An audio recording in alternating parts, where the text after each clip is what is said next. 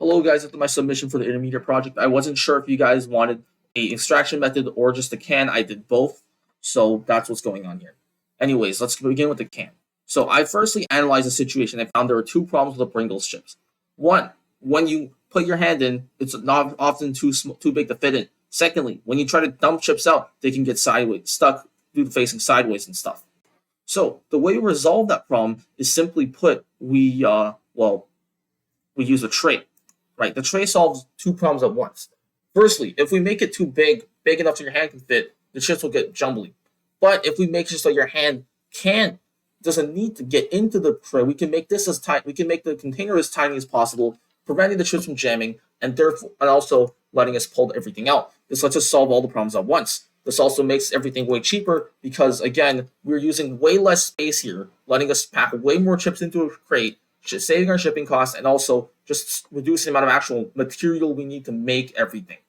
We also changed our can design here from the traditional paper and metal design that Pringles uses into a more, I guess you could call it a injection molded plastic design. I added some ribbing in order to improve its rigidity.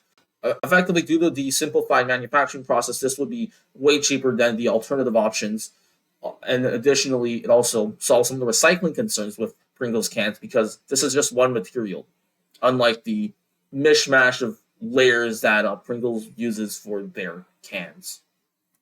So, on additional factor I looked at was also user interaction. So, in a cylindrical shape, there's no obvious up direction. So I had to make an up direction for the end user to notice. Because again, how does the end user figure out what direction the tray is in?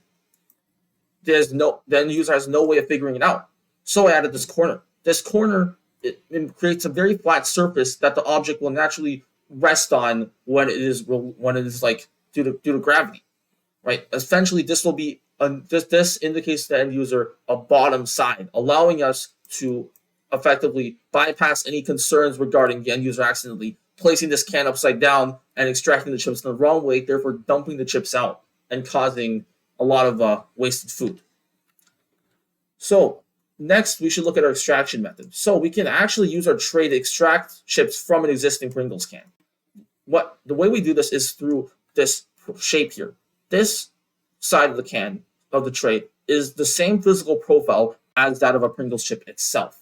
What this means is that this basically the Pringles chips can just stack on top of this tray.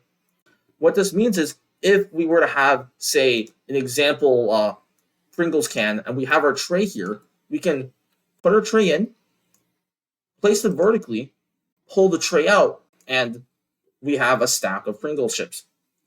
A big advantage of this design is that because of this profile shape, the chips won't fall out. They'll stay aligned and rigid because they'll align to the profile that the tray has.